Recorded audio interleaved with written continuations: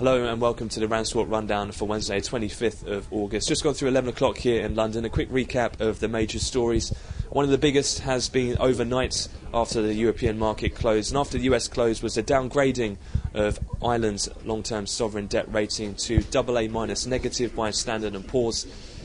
That news has contributed to some aggressive widening seen in the Irish Bund 10-year bond yield spread, which has widened just over 15 basis points today, so around a 5% change, and has dampened some of the sentiment in terms of the mood in European trading today, with Bund futures trading up around their contract highs at the moment, and also with the stock futures in Europe seen in negative territory.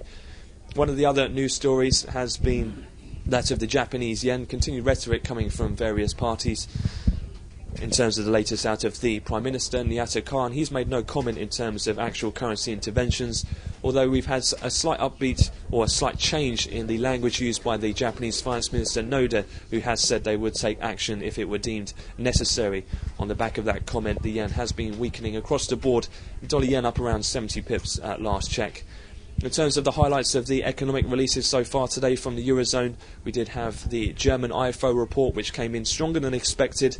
That did cause the euro-dollar in the major FX pairs to spike higher above that 127 handle, which is an option expiry today.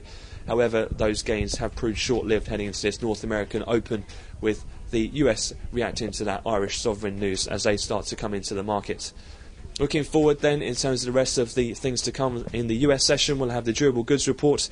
We'll also get the new home sales and house price index for June. All eyes will be on that latest housing number, given the extreme weakness that we had in existing home sales yesterday.